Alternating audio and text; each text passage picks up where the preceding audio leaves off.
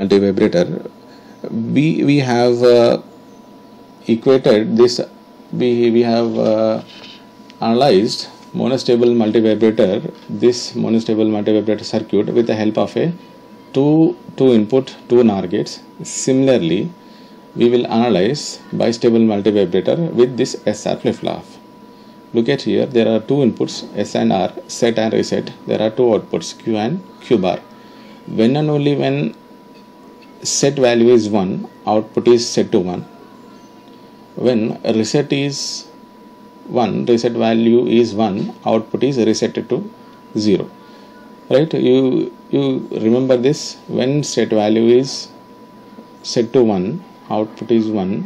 When reset value is set to 1, output is resetted to 0. Right? We supposed to have same type of truth table for bistable multivibrator. Bistable means two stable state, either it is low or high. Right? This is nothing but a bistable multivibrator. If you look at the bistable multivibrator using transistors, there is no capacitor at all. Right? We have two transistors and four resistors, two resistors in the collector path and two resistors in the base path, but there is no capacitor at all. Right? If there is no capacitor at all, the output duration, whether it is a high duration or low duration, will depend upon this switch time. Right? We are going to see in the simulation how this, what is the duration of the output. Right? This is one of the flavor of bistable multivibrator. This is nothing but a fixed bias binary. Bistable multivibrator also called as a flip-flop or binary. Right? So this bistable multivibrator is going to have two stable states. Two stable states means the output remains, if the output is high, the output remains at a high state forever. Means as long as this supply is there, output remains there itself. If the output is low, as long as triggering is applied, output will stay at low state itself. So that's why that is nothing but a two stable states and zero quasi-stable state. Now let us analyze this circuit. This is a single pole double throw switch. Right? Both the emitters are connected together and connected to ground. There is a switch. Right? Either I can move this switch to the left hand side or right hand side. Let us assume this switch is closer to the left hand side. If the switch is on to the left hand side, as VB1 equals 0, right? I'm assuming this is the Q1 and this is a Q2. Left side transistor is a Q1, right side transistor is a Q2. When we apply the ground voltage, when we apply 0 volts to the base of the Q1, obviously base voltage is 0. If the base voltage is 0, transistor Q1 is in cutoff. The output of Q1, which is nothing but a VC1, is approximately VCC. If this voltage is VCC, which is nothing but a positive voltage, right? Here we have VCC, which is nothing but a positive voltage. The same VCC is given to the base via a resistor. So positive voltage given to the base of the Q2, right? So that positive voltage is, if that positive voltage is more than 0.7, this Q2, which is nothing but a right hand side transistor, is going to be on. If the right hand side transistor is going to be on, output is going to be 0. That is what is written here. First transistor TR1, left hand side transistor TR1 is in cutoff. Right? That's why VC1 is VCC. Right? If this is in cutoff, some positive voltage will be passed to TR right hand side transistor, which is nothing but a TR2. So output is going to be 0. Left side transistor is in cutoff, right side transistor is in saturation. Right? Left side output is high, right side output is low. That's what I written. If the switch is on, as VB1 is 0, TR1 is in cutoff. TR1 is cutoff. If it is in cutoff, output is high. If the output is high, some part of the positive voltage is passed to VB2. So VB2 is in saturation, output is 0. Now you move this switch to the right hand side. if the switch is on to the right hand side, as VB2 is 0, VB2 is 0, right? We are moving the switch to the right hand side. This is nothing but a VB2 right hand side transistor. We are naming as a 2. So VB2 is 0. This transistor, right hand side transistor, is cut off. So opposite transistor is in saturation. So the point here, the point we are supposed to remember is, if TR1 is on, if the left side transistor is on, right side transistor is off. If the right side transistor is on, left side transistor is off. So under no circumstances, under no situation, these two transistors are in, both are in off, both are in on. If one transistor is in on, another transistor will be off. If one transistor is on, another transistor will be off. Right? That's what I written here. If TR1 is on, TR2 is off. If TR2 is on, TR1 is off. Right? Let us see the simulation.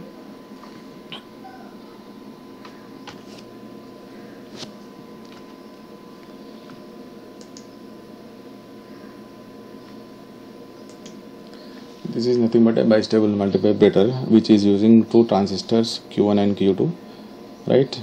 4 resistors, 1, 2, 3, 4 resistors. These resistors are triggering purpose, right? In that, as we said, there is no capacitor at all in the feedback path. Here also there is no capacitor at all in feedback path, right? As we have seen, this circuit is resembling SR flip-flop. How means, right? There are two outputs. First output and complement of that output and output bar. Similar fashion, there is a set input and a reset input. So what we can do for a SR flip-flop with a set input means, if the input is set, output supposed to be high, right? If the reset is 1, output supposed to be low. See here. Let us measure the voltage on Q2. Voltage on Q2 is nothing but 78 millivolts. 78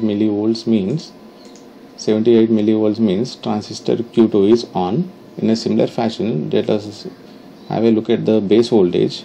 Base voltage is 0.7 volts. So we can easily conclude transistor Q2 is in saturation mode.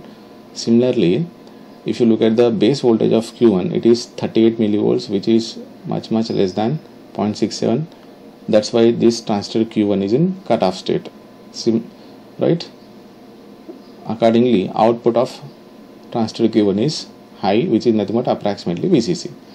Now let us assume the triggering pulse. Let us run it and let us assume that let us give the triggering pulse. If I set this to 1, output supposed to be high, right? So look at the resemblance between these two circuits, right? We have a similarity between SR flip-flop and bistable multivibrator. Look at here, when set input is high, output is high. When reset input is high, output is low. That's what we're going to achieve here. When set input is high, output supposed to be low. Let us make it high. Output is high, right? In a similar fashion, before to that, let us see the voltages here, right? It is high. High means it's supposed to be approximately 5. Fine. If it is high means transistor Q2 is supposed to be in cutoff. So VB base voltage supposed to be less than 0.7. Obviously it is 38 millivolts, less than 0.7. In a similar fashion, look at the base voltage for Q1, right? Base voltage for a Q1, which is nothing but a 0.7 volts, which is nothing. We can say transistor Q1 is operating in saturation mode. Output also approximately 0. So when we apply the triggering pulse, when we make the set equals to 1, output equals to 1, which is nothing but a nature of the SR flip-flop. Similarly, if you make reset equals to 1, output supposed to be 0. Yes, we have made out with reset pin equals to 1, output is brought back to 0, right? So this can be explained in this way, right? When VB1 is low, Q1 is in cutoff, VC1 equals to VCC. If VC1 equals to VCC, VB2 is positive voltage, VC2 is 0. Right? When VB2 is 0, Q2 is in cutoff, VC2 equals to VCC, VB1 at positive voltage, VC1 equals to 0. Right? Here also we can observe this. If Q1 is on, Q2 is off. If Q2 is on, Q1 is off.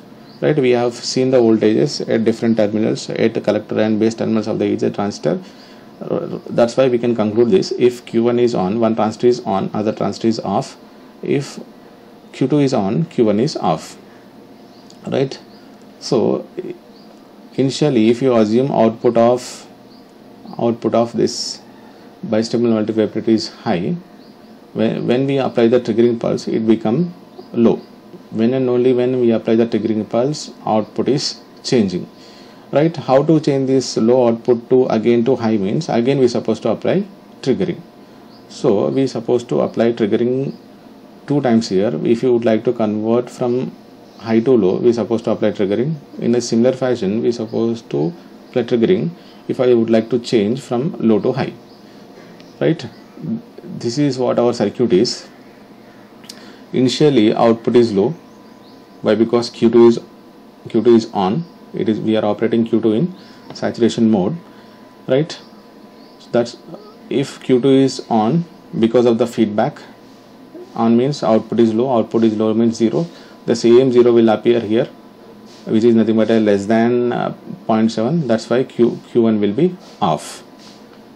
Right? So the initial position, output is low. Now you set a equals to 1 for some amount of time. Make set equals to 1. If you make set equals to 1, output will be 1. 1 is nothing but high, as in SR flip-flop. So high means Q2 is off, Q1 is on. Similarly, if you make reset equals to 1, Q2 will be on, Q1 will be off, which is nothing but an initial state. So this is all about bistable multivibrator. You are supposed to remember one point here. The output of bistable multivibrator is this. This is the output of the bistable multivibrator. As we don't use any capacitor in this circuit, either in this circuit or in a simulation circuit, we never used any capacitor here. Right? So how to determine the width of the pulse is, as long as triggering pulse is applied, that much of amount of time output will stay at present output itself. Right? Now let us talk about a stable multivibrator which do have no stable state and 2 quasi-stable states. Means output of